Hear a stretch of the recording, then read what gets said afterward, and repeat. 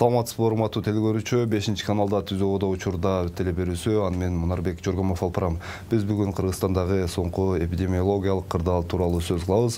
Бүгүн Кыргызстанда дагы 250 кишиден коронавирус аныкталды. Бул тууралуу Саламаттык сактоо министринин орун басары Мадимин Каратаев билдирди.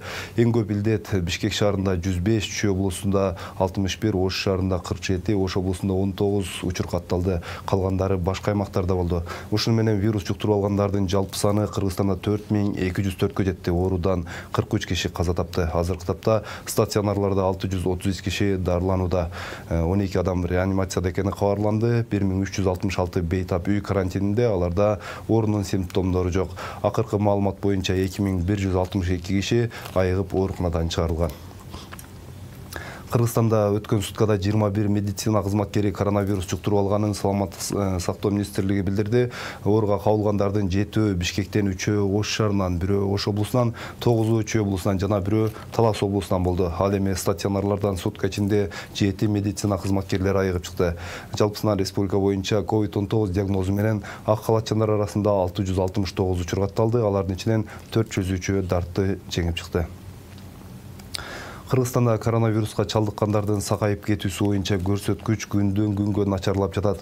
Республикалык ыкчам штабтын маалыматына караганда 26 июнда айыккандардын, оору жуккандардын жалпы санына карата көрсөткүч деңгээли 51,4% болуп турат. 3 күн мурда бул көрсөткүч 58,3, ал эми 5 күн мурда 63,8% болчу.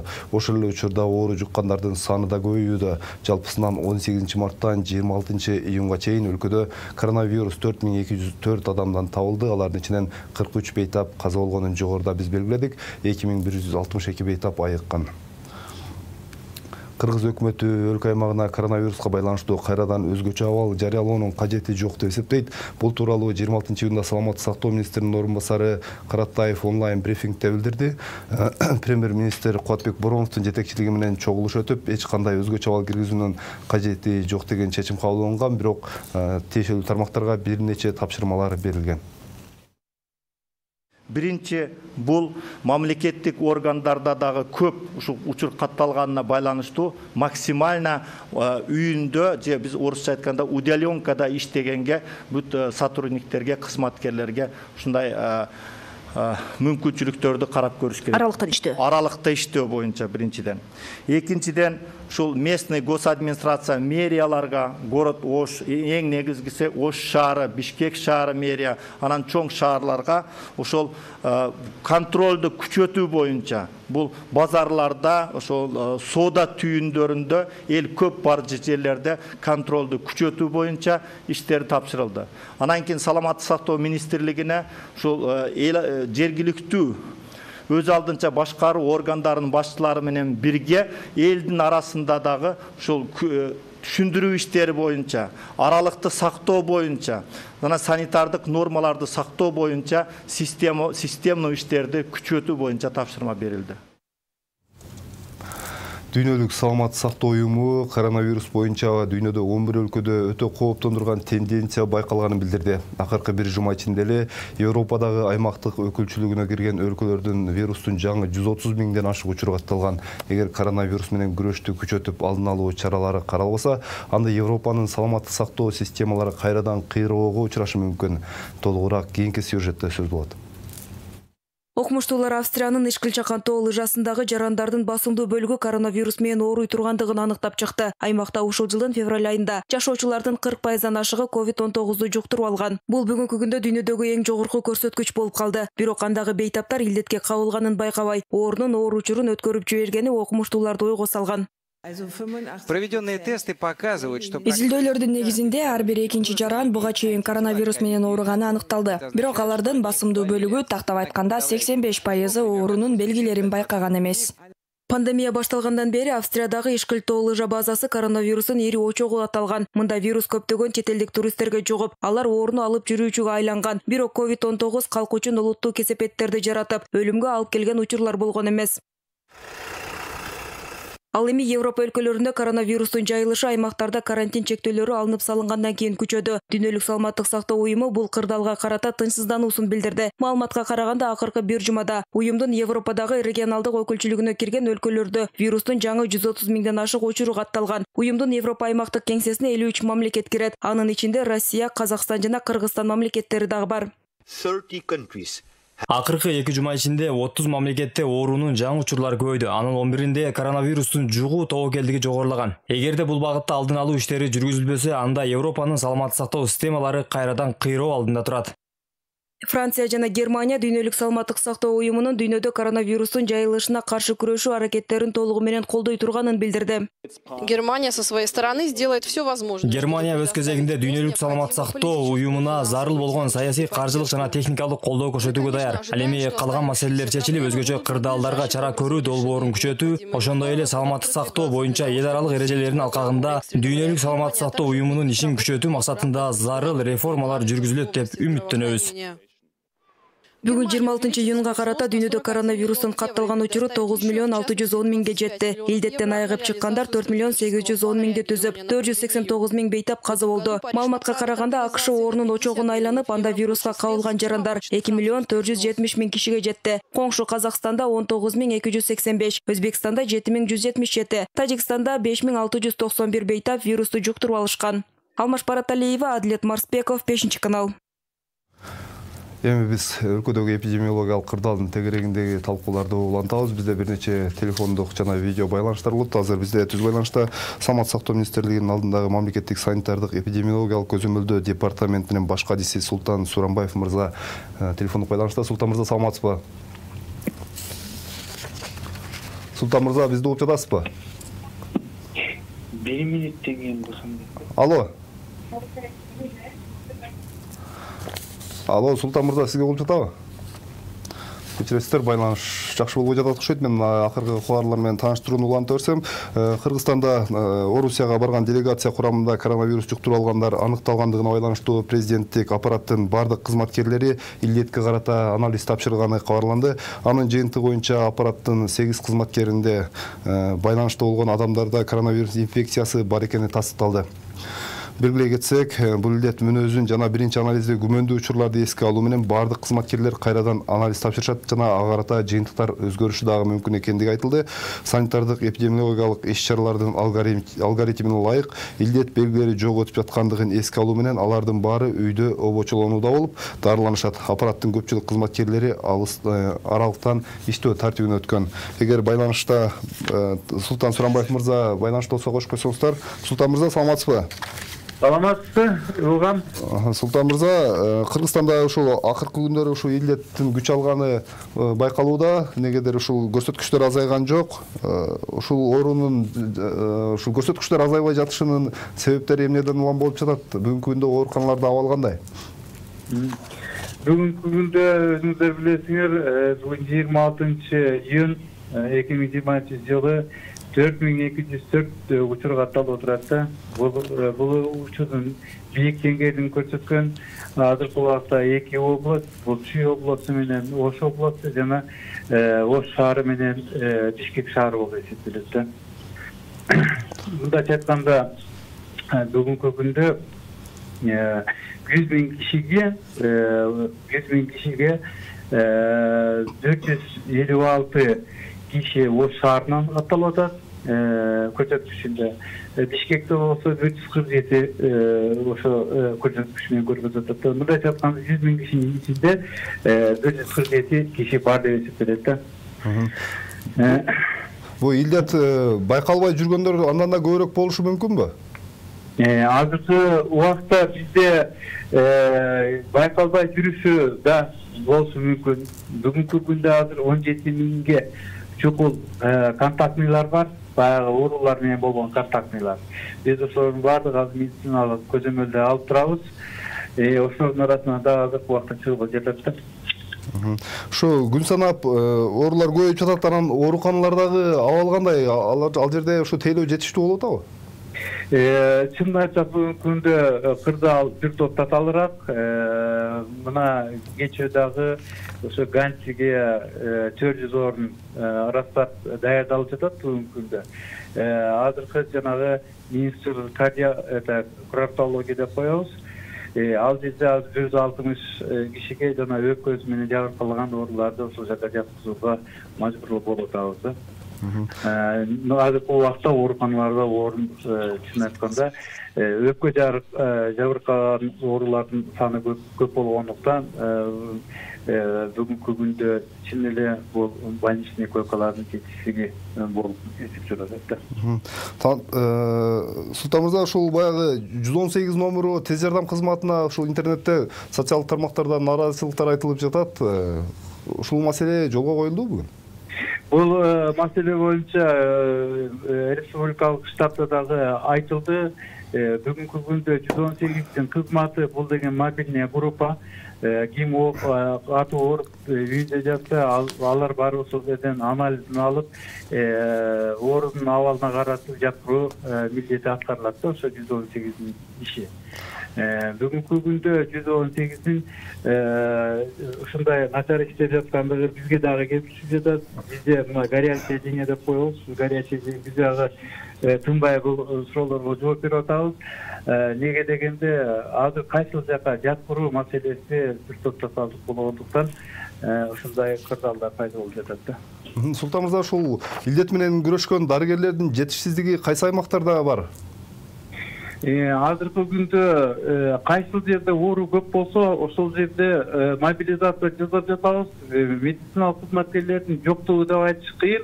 Бирок бир топ жанагы узкий специалисттер деп коебуз, ордун кишинин жетишсиздиги байкалып жатат. Неге дегенде оорулар көп болуп, бул жанагы узкий специалисттерди ошо бөлүштүрүүдө кичине мындан дагы тазалыраак маселелер келип чыгып атат да.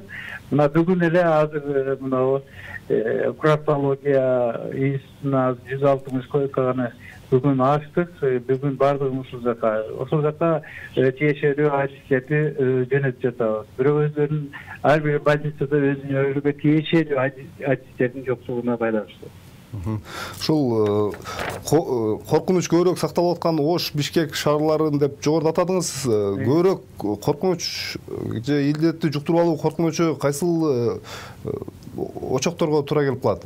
Коомдук транспорт же базар же тамактануучу жайлар? Азыркы өзү баягы чрезвычайный положениени алгандан кийин көп эле масса адамдардын бардыгы ошо чоң шаарларга келип топтолуп атпайбы? Неге дегенде жанагы неблагополучный райондордон дагы благополучный райондордон келип жатат. Өзгөчө ошо базар тармактарында, рыноктарда, андан кийин ошо өздүк гигиеналарды бүгүнкү күндө биздин кыргыз жарандары сактабагандыктын негизинде болуп жатат да. Эгерде бардык эле өздүк гигиеналарды сактап, бет каптарды убагында тагып, өздүк коргонуу деп коет, самоизоляция менен ошол алдын алуу иштерин ар бир жаран эгерде колдонсо, бул оору таралышы азаят эле да.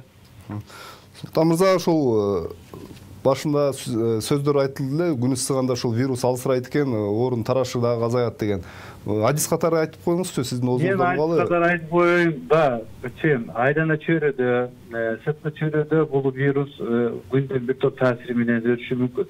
Бирок биз унутпашыбыз керек, адам жуктурулган адамдын ичинде вирус өлбөйт. Ошондуктан баягы айтабыз го, прямой передача инфекция деп. Түздөн түз жугуу. Ошондуктан баягы жана өздүк гигиенаны сактабагандыктан ошо бөлмөдө чогуу жүрсө, ошол убакта бул вирус сыртка жетпейди, адамдан адамга өтүп кетип атпайбы?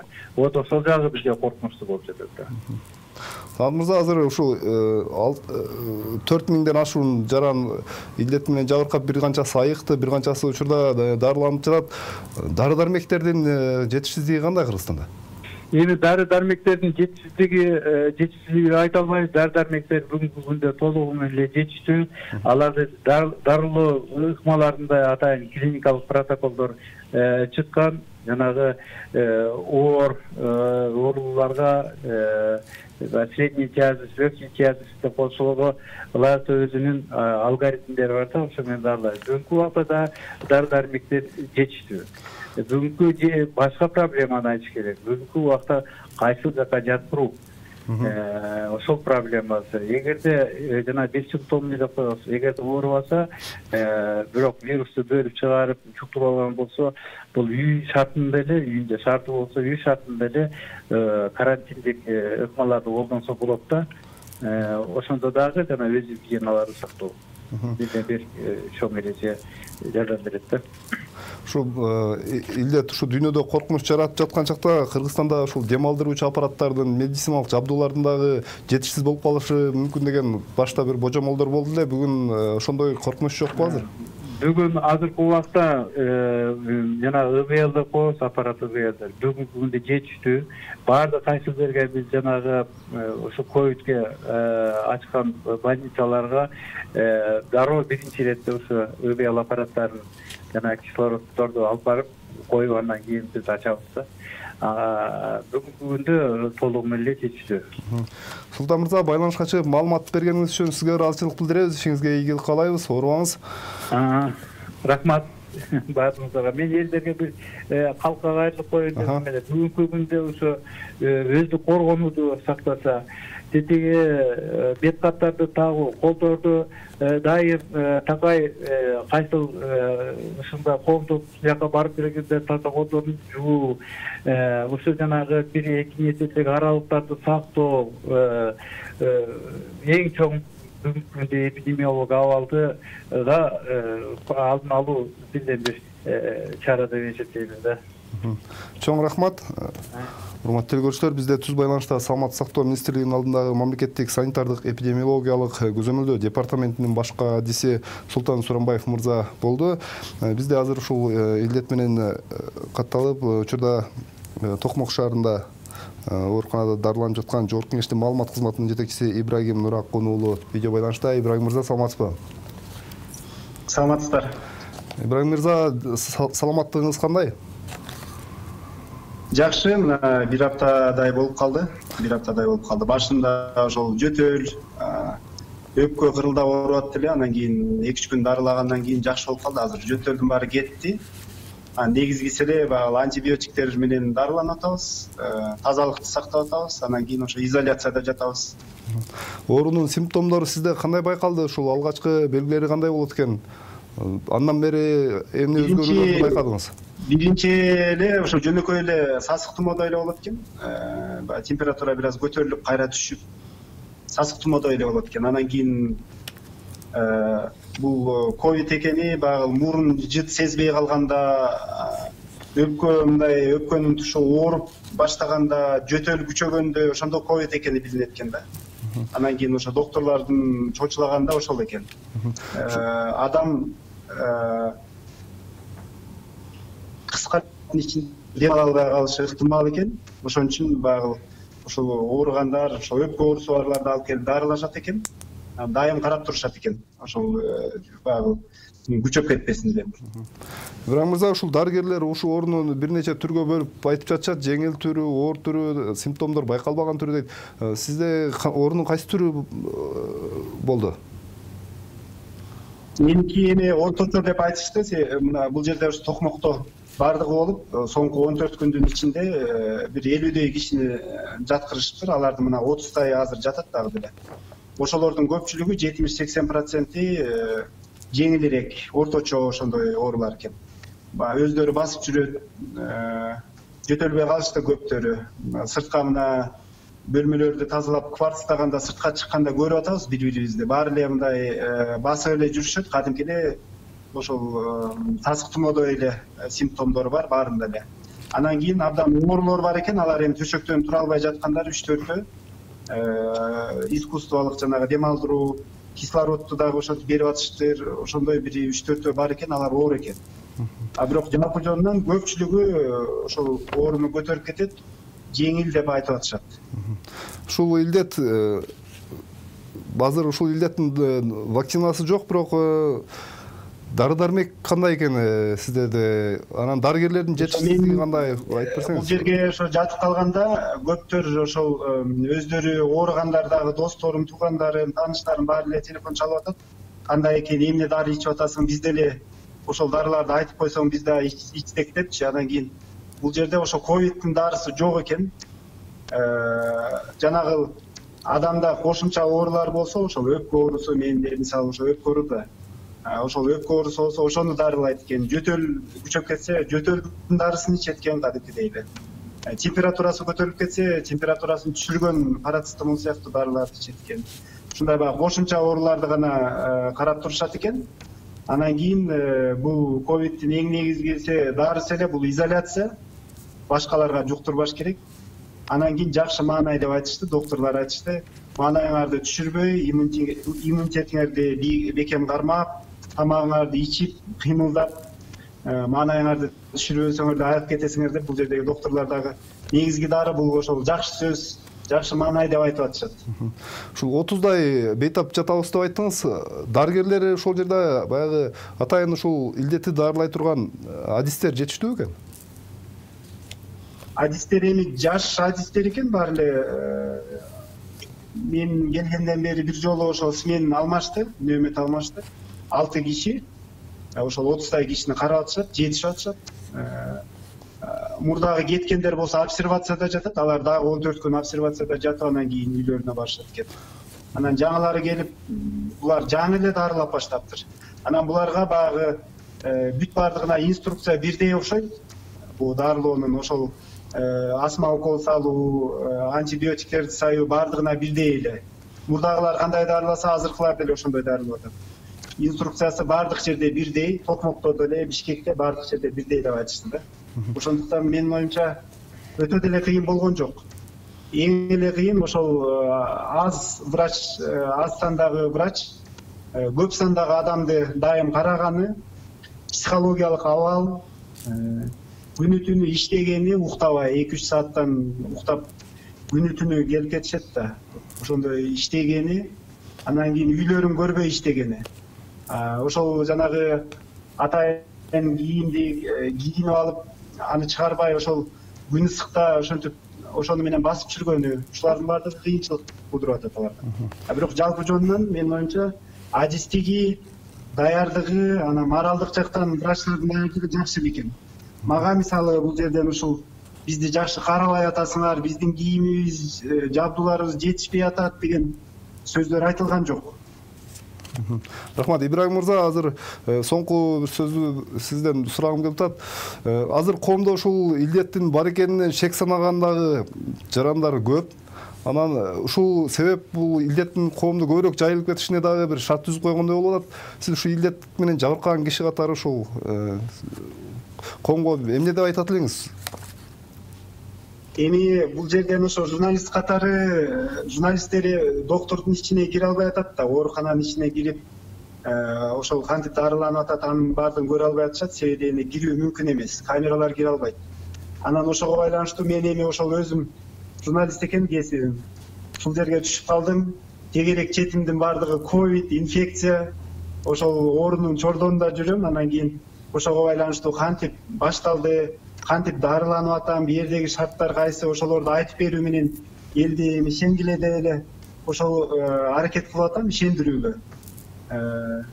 Ишенбегендерге ишенбеңиздер, сак болуңуздар. Эң негизгиси бул ооруну ишенем, ишенбейм деген талаш талкуудан мурда дагы биздин жакындарыбыздын, ата энелерибиздин, туугандарыбыздын ден соолугу кымбатыраак болуш керек деп ойлойм. Мен ушундай кеңеш бермекмин. Жакындарыңыздарды көздүн карегиндей сактаңыздар. Ибрагим мырза, байланышка чыкканыңыз үчүн сизге ыраазычылык билдиребиз. Ден соолук каалайбыз. Батыраак сакайып, ушу илдеттен айыгып чыгышыңызга тилектешпиз. Ден соолуктуу болуңуз. Урматтуу көрүүчүлөр, бизде ушул илдет менен учурда алышып жаткан Жогорку Кеңештин маалымат кызматынын жетекчиси Ибрагим Нуракун уулу мырза түз байланышта болду. Азыр бизде телефондук байланыш бар. Жугуштуу эмес оорулардын алдын алуу жана мамлекеттик санитардык көзөмөлдөө башкармалыгынын башчысы Бүбүжан Арыкбаева бизде түз байланышта. Бүбүжан айым, саламатсызбы? Саламатсыздар. Бүбүжан айым, айтсаңыз, ушул карантин чаралары Бишкектен алынгандан бери Бишкекте оорунун жайылуу темпи жогорулап жатат. Бүгүн ушул Бишкекте санитардык эрежелерди сактабаган ишканаларга, экономикалык ишкерлик жүргүзгөн мекемелерге кандай чаралар, түшүндүрүү иштери жүрүп жатат? Туура айтасыз, ушул өзгөчө кырдаалын эске алуу менен азыр республиканын аймагында ошо 30 апрелден баштап эле эта менен экономикалык ишкерликтер ишин башташпадыбы. Ошонун айына биз ар бир мекемеге ошол санитардык убактылуу эреже деп коебуз, санитар убактылуу эрежелер талаптар иштелип чыккан. Ал талаптар өкмөтүбүздүн 11 майда 244-токтом менен бекитилген.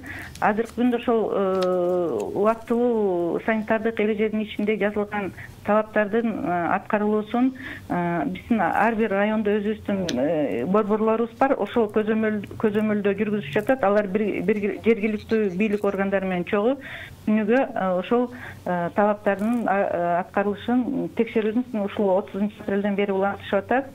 Күнүгө бизге ошонун жыйынтыгы менен бизге берип турушат. Ошонун жыйынтыгы менен алсак, ошо 30 апрелден бери ошол текшерүү бир 15268 объект текшерүүдөн өтүлдү. Анан чынында эле бузуулар, ошол талаптарды бузуулар көп. Алсак, ошол 15268 объекттин ичинен 2453 объектилердин руководительдерине, жанагы башкармачылыктарына протокол түзүлгөн. Ошол протоколдун негизинде бүгүнкү күндө 2351 айыппул салынган, 2351 кишиге. Ошол ар бир мекеменин башкармалыгына. Алар 3 миллион сомдон ашып кетти да бүгүнкү күндө ошол айыппулдун салуу негизинде. Андан тышкары бир 34 объект укук коргоо органдарына берилди да. Ысык көлдө 1 объекти бердик, Ошто бердик 5 объекти, Бишкекте 28 объект. Бул цифралар өзү эле айтып турат, что бузуулар көп экенин. Ушул салынган айып салууда аны кимдер аныктайт, ушул айып салыш керек экендигин? Бизде жанагы бузуу кодекси бар да. Жаңы алынган былтыркы эле. Ошол кодекстин ичинде жанагы проступкактар, уголовный кодекс бардыгына ушул коронавирустук инфекция башталганда бардыгына ушул коронавируска карата берендер киргизилген. Ушул 3 кодекстин ичинде тең бар да. Бирок ар бир министрликтер өзүнүн ошо беренине карата ошо айыппул жанагы токтом чыгарылат, штраф салынсын деген. Ал ошол биздин министрликти алсак, ошол жанагы бузуу кодекстин 150-чи беренеси бар. Ушул санитардык эрежелерди бузган учурда айып каралган да. Бул айыптын суммасын айтсаңыз, эң азы анан эң көбү канчага сомго чейин салынат? Ар кандай жана биз ал эме боюнча суммасы жазылбайт. Эми баягы 1-чи категория, 2-чи категория бөлүнөт. Эми ошол 150-чини алсак, ошол 1000ден 13000ге чейин болуш керек эле. Бул юридикалык жактарга же жеке жактарга болобу? Жеке жактарга 1000ден башталат, а юридикалык жактан 13000. 13000ден башталат. Анан ушул азыр ушул коомдо кайдыгер карабай санитардык эрежелер сакталбаган жерлердин үстүнөн арыз даттануу менен кайрылган жарандар болобу же бүт эле текшерүүнүн негизинде ачыкталып атабы бул нерселер? Жок, андай бизге бир да кайрылуу түшө элек. Бул текшерүүнүн негизинде алынган жыйынтык боюнча да, текшерүүнүн жыйынтыгы боюнча. Бул текшерүүлөр дагы деле уланабы же токтотулду азыр? Жок, уланып жатат. Анткени азыр кырдаалды көрүп атасыздар, азайбай кайта баягы экономикалык иштиктер башталгандан баштап кайта көбөйүп баштады. Мурда бир күндө 20-30 деп санабастык, азыр көрүп атасыздар 200дөн ашып баштады күнүгө түшкөн. Ушул текшерүүнү жүргүзгөн курам боюнча дагы маалымат бере кетсеңиз, текшерүүнү кимдер жүргүзүп алат? Текшерүүнү ошол токтомдун негизинде кабыл алынган, токтомдо көрсөтүлгөн Министерство здравоохранения деп көрсөтүлгөн, саламаттык сактоо министрлигинен тышкары жанагы экология жана техникалык деген инспекция ошолор каралган, жанагы ички иштер министрлиги каралган, ошолордун акысы бар 3 министрлик каралган, ошол токтом негизинде. Рахмат. Үжан айым байланышка чыгып маалымат бергениңиз үчүн ыраазычылык билдиребиз. Ишиңизге ийгилик каалайбыз. Рахмат.